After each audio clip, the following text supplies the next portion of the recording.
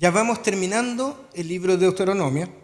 Nos quedan 3 domingos con Deuteronomio. Hoy vamos a ver el capítulo 31, después vamos a ver el capítulo 32 y al final vamos a ver el capítulo 33 y 34. Entonces, si contamos los domingos, vamos a llegar al domingo 20 con Deuteronomio. El domingo 27 vamos a tener un tema libre, ¿ya?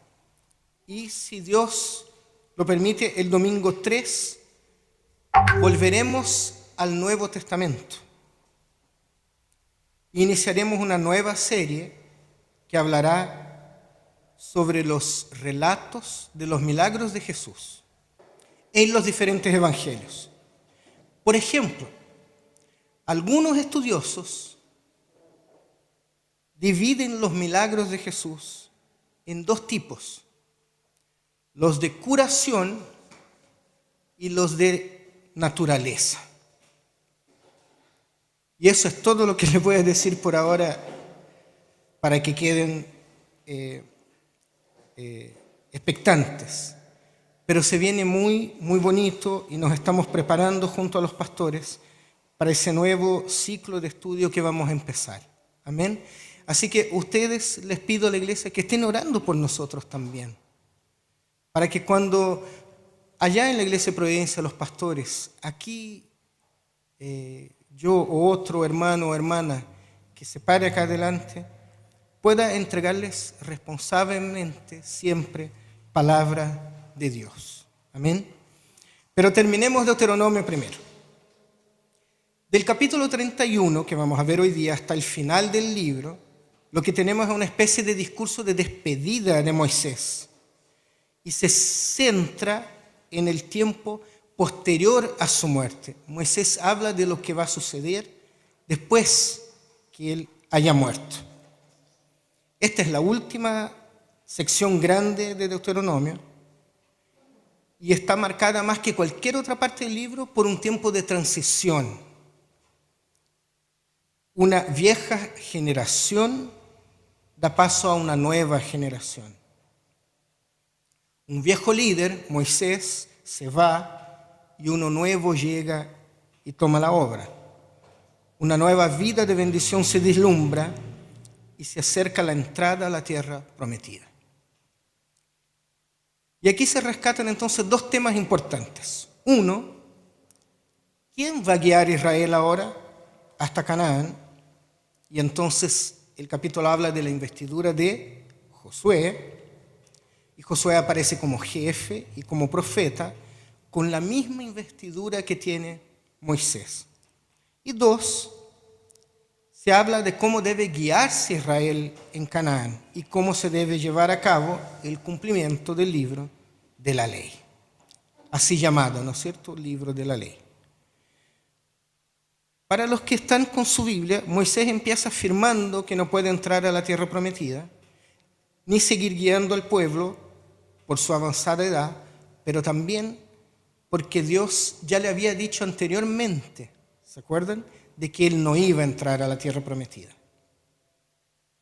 Vamos a leer el Deuteronomio 31, versos 7 y 8. Yo lo voy a leer en la versión NBI, se nos va a proyectar también. Si usted tiene otra versión en mano, puede seguir en sus casas o acá de manera presencial. Es la misma Biblia, simplemente son distintas traducciones hechas por distintos estudiosos. ¿No es cierto? Deuteronomio 31, 7 y 8.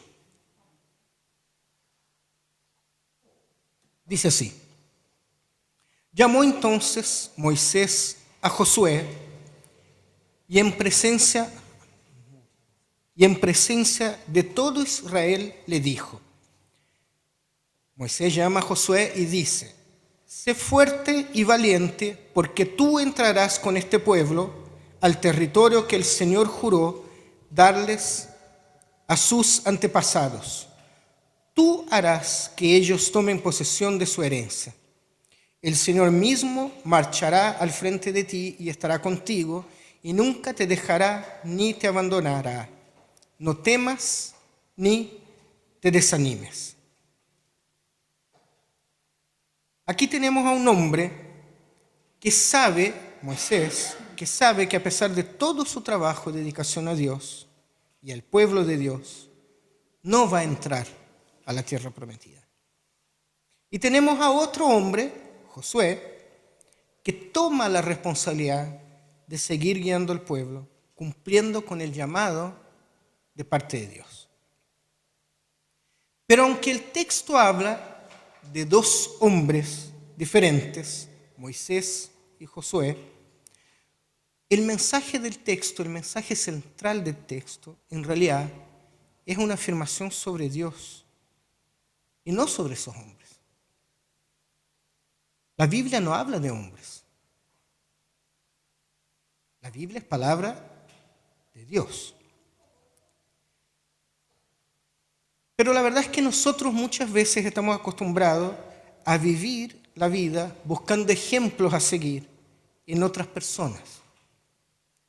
Y como somos cristianos, creyentes en el Señor, y para nosotros esta es la palabra de Dios, entonces buscamos hombres y mujeres en nuestras Biblias como para tener a quien mirar o a quien imitar. Pero la verdad, queridos hermanos y hermanas, es que la palabra de Dios nunca se trata de hombres o de mujeres. Se trata de Dios. Miren, Moisés ha terminado su tarea y pronto, muy luego, va a delegar su responsabilidad a Josué. Josué va a ser el nuevo líder. Entonces nosotros podríamos preguntar, porque probablemente ellos también lo hicieron, ¿qué va a pasar con el pueblo? ¿Se cumplirán las promesas de Dios ahora que Moisés no está presente? Y la respuesta a estas dos preguntas es: los líderes humanos pueden cambiar, no son eternos, pero Yahvé, el Dios de Israel, siempre va a permanecer como líder y protector de su pueblo. Lo hizo en el pasado y lo hace hoy día con nosotros también. El ánimo y el esfuerzo necesarios para llevar a cabo el llamado de Dios no son propiedad natural de un pueblo o de un hombre o de una mujer específicos, menos de un pastor o pastora, sino que más bien se vuelven características humanas cuando y solo porque Yahvé ha jurado y demostrado que siempre va a acompañar y ayudar al pueblo y a su nuevo líder, que en este caso es Josué. Iglesia, miren, Dios, y solo Él, está en el señorío de la vida de su pueblo. A Él, a nuestro Señor, le pertenecen nuestro pasado, presente y futuro, de los cuales Él mismo es el garante. Entonces, lo hemos escuchado muchas veces, pero siempre nos hace sentido. No miremos a los hombres, tengamos nuestra mirada puesta en Dios. Fíjense de que Moisés es consciente de que hay un sucesor y también es consciente de que su tarea es acompañar a ese sucesor hasta el fin, porque solo de esa manera él es fiel al llamado del Señor hasta el fin. Y el texto del capítulo 31 sigue diciendo, citando a los levitas en el verso 9, que eran los encargados de portar el arca de la alianza y ahora también son los encargados de guardar el libro de la ley junto con los ancianos de Israel, ¿no es cierto? Y fíjense en esto. El liderazgo de Moisés, tenemos a Moisés acá, ¿no es cierto? El liderazgo de Moisés aquí, más que nunca, ahora se distribuye a través de distintos líderes que tienen distintas funciones. Aunque todos van a seguir sirviendo a Dios, dirigidos por Josué. Porque la verdad es que los planes de Dios no se cumplen solos. ¿Se acuerdan cuando una vez aquí les dije una hora a veces, Señor, bendice a los niños que están aquí en el hospital? Bendícelos, Señor. Este hospital que está acá en la comuna de al lado, bendícelos. ¿Quieres que los niños de la comuna de al lado sean bendecidos?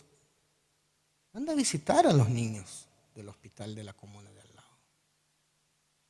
Porque el Señor no se va a hacer presente a esos niños por medio de un ángel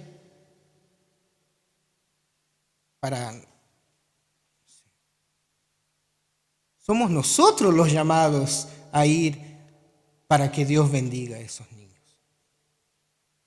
Entonces miren, esfuérzate y sé valiente, dice el verso 7, ¿no es cierto? Pero eso no significa que los liderazgos sean eternos. Todos tenemos tiempos diferentes de servicio y ministerio.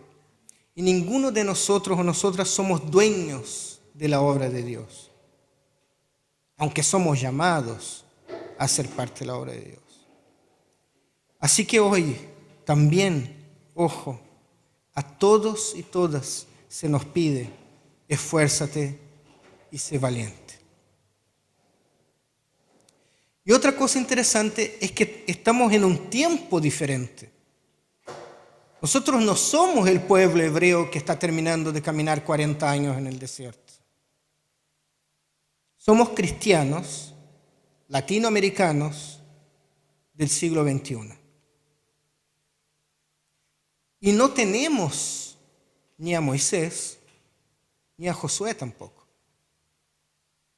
Porque hoy lo que sí tenemos, o lo que sí somos cristianos y cristianas con diferentes responsabilidades.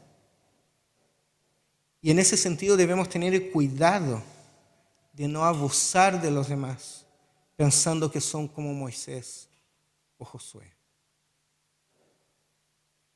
Porque ni Moisés ni Josué podían hacerse cargo de todas las tareas. Y eso también nos habla a nosotros hoy día. Como cristianos y cristianas, nosotros debemos encargarnos de la iglesia de manera conjunta, dividiendo las responsabilidades. Claro que alguien debe estar a cargo de la iglesia, sí, pero esa persona debe trabajar en conjunto con los demás. Porque aquí, respecto a esto que estamos hablando, puede pasar dos cosas. Muchas veces para el ser humano es difícil reconocer que nosotros debemos delegar y entregar, porque el poder corrompe. Y a veces entonces lo que tenemos es líderes que son como acaparadores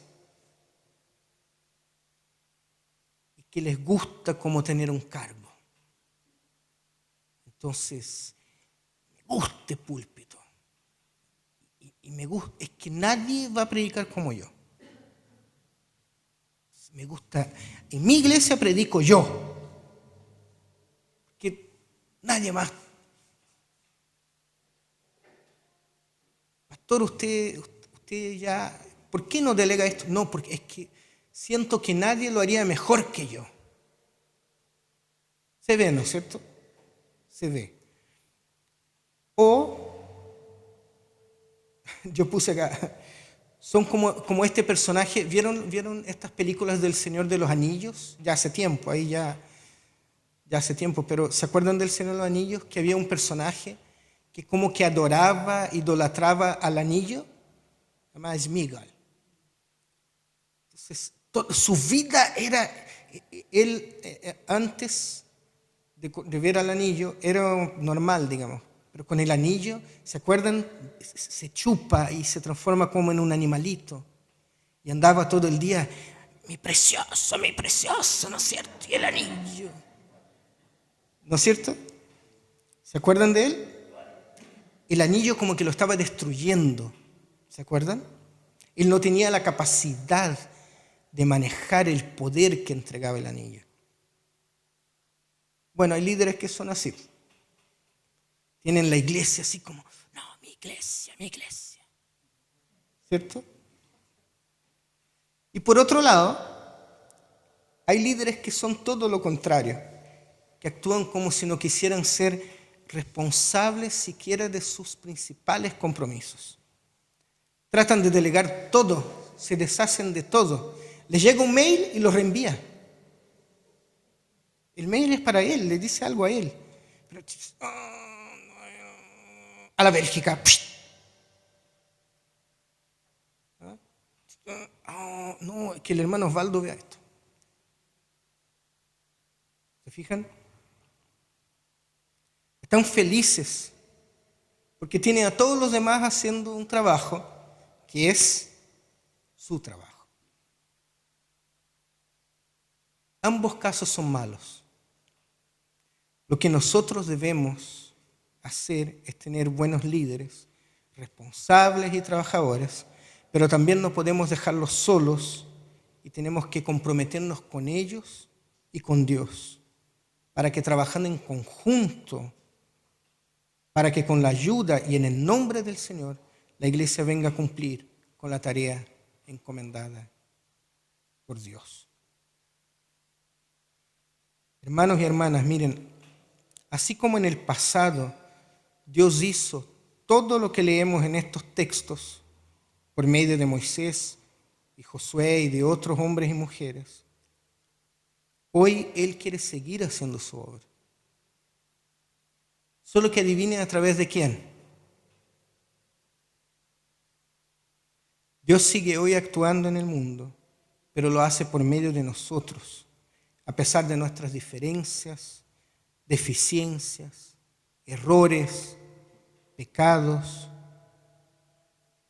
Dios obra por medio de nosotros. De tal manera que todo lo que debemos hacer es estar dispuestos a trabajar en su obra. Dios tiene el poder y nosotros deberíamos ser solo siervos en su mano. Y lo digo no solo pensando en la iglesia, sino que también en un contexto social y cultural mucho más amplio. Piensen, por ejemplo, en las guerras, como la que nosotros estamos presenciando ahora en Europa.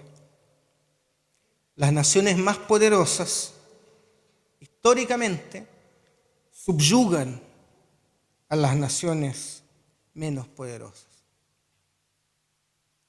Cuando en realidad las naciones poderosas deberían servir a las naciones menos poderosas, bendecir a las menos poderosas, de tal manera que no le faltara nada a nadie.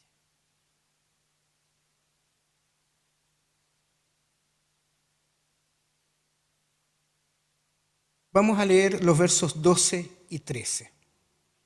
12 y 13 del 31. Reunirás a todos los hombres, mujeres y niños de tu pueblo y a los extranjeros que vivan en las ciudades para que escuchen y aprendan a temer al Señor tu Dios y obedezcan fielmente todas las palabras de esta ley. A los descendientes de ellos, para quienes esta ley será desconocida, la oirán y aprenderán a temer al Señor tu Dios mientras vivan en el territorio que van a poseer al otro lado del Jordán. Hermanos, hermanas,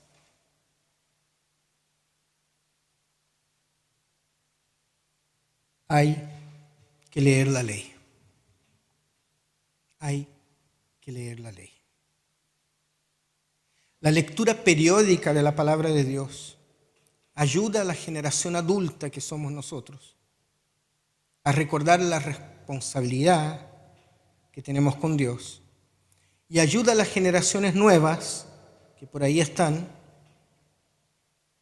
niños, jóvenes, los que vienen llegando, a tener la certeza de que la ley siempre va a estar disponible para ellos y para los que les sigan. la meta del conocimiento de la ley es el temor o la reverencia a Dios. Y la palabra de Dios, la Biblia, tampoco debe ser un instrumento de maldición o una especie de amuleto, como la Biblia en el velador o la Biblia arriba de la mesita en el living o en el comedor, abierta, ¿no es cierto? ¿Y dónde? En el Salmo 91. ¿Sí o no? La Biblia tiene el propósito de que nosotros la leamos, la estudiemos, no solo de manera personal, sino que de manera comunitaria. Porque de esa forma, con lectura, con estudio y con familiaridad, nosotros vamos a ser beneficiados. Y no solo nosotros mismos, sino que los que nos rodean también. Porque si conocemos la Biblia, vamos a tener una correcta relación con Dios y una mejor comprensión de quién es Dios.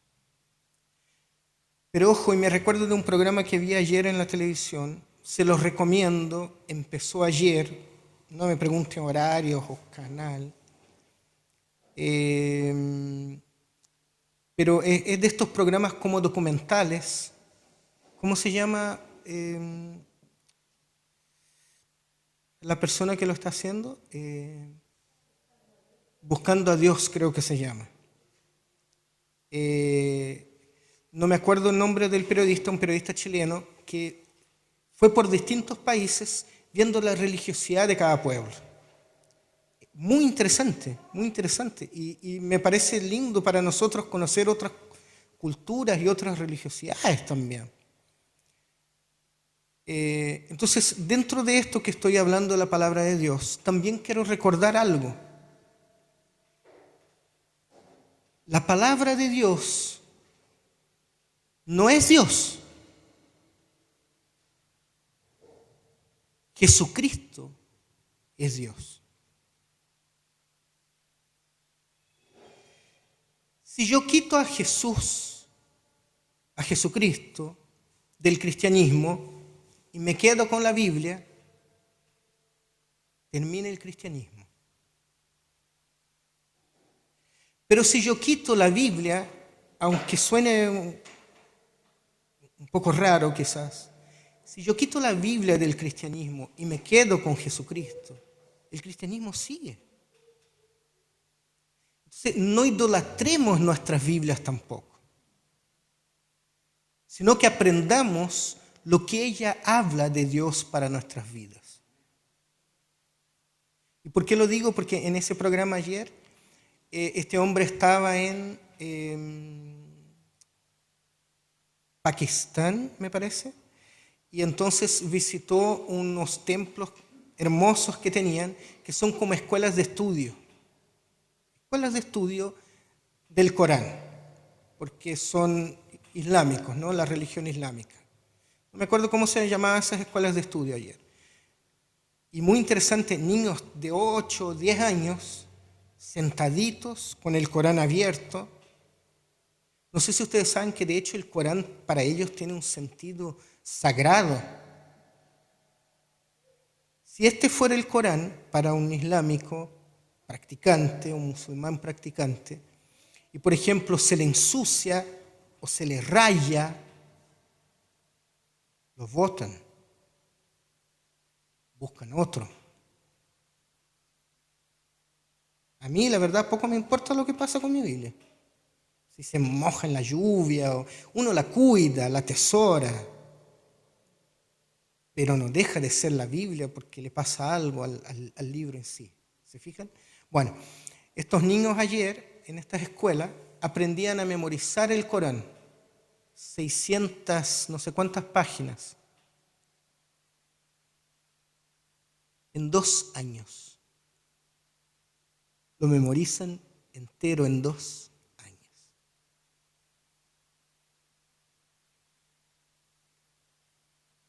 Para nosotros la Biblia no tiene ese carácter de sagrado, pero sí valoramos porque es en ella que encontramos palabra de Dios, ¿no es cierto? Bueno, entonces la palabra de Dios está permanentemente en medio de esta nación aquí en Deuteronomio y también debe de estar permanentemente en medio de nuestras vidas hoy. Pero la lectura de la Biblia debe hacerse con los oídos atentos a escuchar. Pero fíjense algo, no solo a escuchar la voz de los que leen como nosotros lo hacemos, sino también la de otros que leen ella desde otras perspectivas y cosmovisiones. Porque solo así vamos a aprender a respetar a los demás. ¿Y qué quiero decir? Cuando yo siendo hombre leo la Biblia, hago una lectura. Pero las mujeres también leen la Biblia. Los niños, los desempleados. Lea la Biblia estando desempleado. No sé si me entienden. Y la lectura es otra. Los indígenas, los negros, los blancos, los ricos, los pobres. ¿Un rico leerá la Biblia como la lee un pobre? No, pues. No, pues. Pero solo de esa manera nosotros vamos a aprender de distintas perspectivas respecto a la Biblia. Porque nosotros la verdad es que tenemos la tendencia de buscar en la Biblia solo las cosas que nosotros queremos que ella diga. Como que le pedimos que hable de acuerdo con nuestros propios puntos de vista. Pero nuestras perspectivas necesitan ser liberadas de nuestras diferentes cegueras y de las limitaciones impuestas por nuestros propios deseos.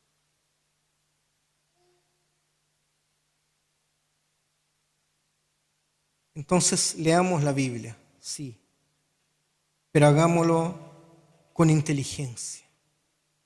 Leamos la Biblia, sí, pero reconociéndonos miembros de una gran comunidad de hermanos y hermanas, dentro de la cual todos nos hablamos y escuchamos en sintonía con la voz del Espíritu Santo. Y lo último que quiero compartir hoy día es respecto a la actitud de Moisés frente al fin de su vida. Miren, la vida nueva para Josué es entrar a la tierra prometida. ¿Sí? Imagínense, se le abre un mundo. Que lo llame Moisés y le diga, mira, yo llego hasta acá, de aquí en adelante te toca a ti.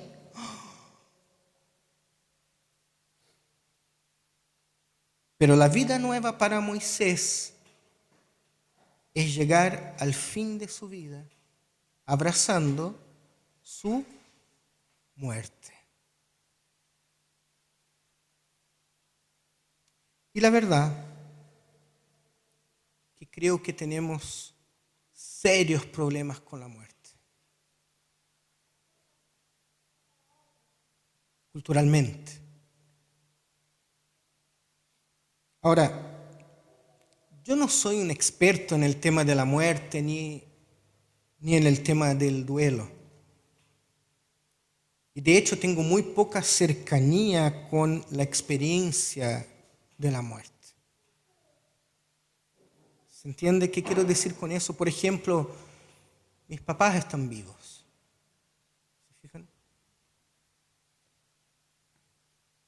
Pero aún así, me gustaría decirles que quizás debemos tener concientizado el hecho de que todos y todas un día moriremos. No sabemos cuándo, pero moriremos. Y aunque ese momento, el momento de la muerte, sea un momento de mucha tristeza para los que quedan,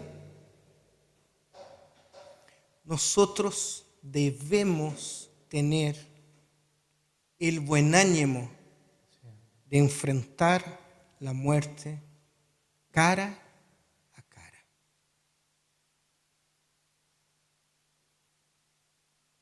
Imagínense Moisés. Mira, tú llegas hasta acá, tú vas a morir. Imagínate que alguien te hable así. De hecho, tu responsabilidad la vas a delegar, Vas a delegar en Rodrigo, mira, tú vas a morir ahora. Lo que tú estás haciendo va a seguir el Henry. Así que prepáralo, anda ayudándolo. Es chistoso lo que voy a decir, pero si alguien me dice algo así o si Dios me dice algo así, me muero. Terrible. ¿Sí o no? Pero pareciera que a Moisés, él dijo, ok, Señor. Tomó al Henry, tomó a Josué, hizo lo que tenía que hacer nomás. Entonces, en este sentido, Moisés se sujeta a Dios en todo el tiempo. De hecho, él recibe instrucciones en vida sobre su muerte. A punto que él sabe que va a morir luego, sin entrar a la tierra prometida, y en función de eso debe preparar a Josué. Mira, iglesia, Dios, nuestro Dios, está tanto en la vida como en la muerte. Y aunque nos cueste comprenderlo, porque, pucha hermano, qué fácil decirlo, sí, es verdad. Entonces, aunque nos cueste comprenderlo, por favor, tanto nuestra vida como nuestra muerte, tanto nuestra vida como nuestra muerte, ambas están en las manos del Señor. Amén. ¿Qué van a hacer con lo que les estoy diciendo? En la práctica, muy difícil, muy difícil. Nosotros normalmente tenemos miedo a la muerte, no nos gusta hablar de la muerte, sufrimos con la muerte, pero tanto nuestras vidas como nuestra muerte están en las manos de Dios. Porque cuando entregamos todo a Dios, ojo, también entregamos nuestra muerte. O alguien sería capaz de orar a Dios, no, yo no quiero morir, Señor, haz algo, yo no quiero morir nunca. Y no hay nada más hermoso que aceptar que nuestra vida, pero que también nuestra muerte, para Dios, son como una sola cosa. Porque como dice el himno, ¿cómo dice? Y si vivimos, para Él vivimos. Y si morimos, para Él morimos. Oremos al Señor. ¿Les parece? Querido Padre Celestial, gracias te damos en esta tarde, Señor, por tu palabra, Señor, por el libro de Deuteronomio, todo lo que nos ha enseñado hasta este minuto, Señor.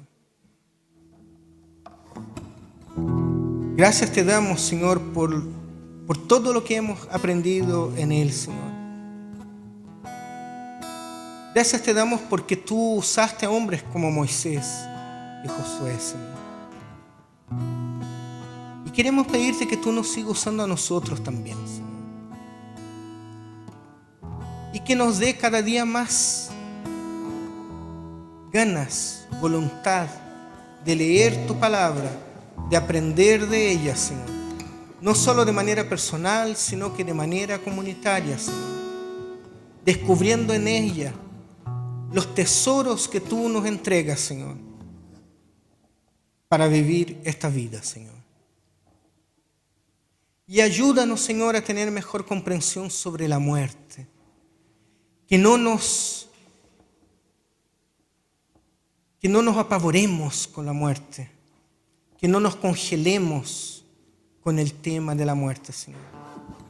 Sino que podamos aceptarla como un momento muy triste en nuestras vidas, pero al mismo tiempo como parte, Señor, de lo que tú nos tienes, Señor. Porque tú eres dueño de nuestra vida, pero también de nuestra muerte, Señor. Bendícenos como iglesia, bendícenos en esta semana que empieza, Señor. Bendícenos en este marzo que está partiendo, Señor. Bendice a los niños en el colegio, Señor.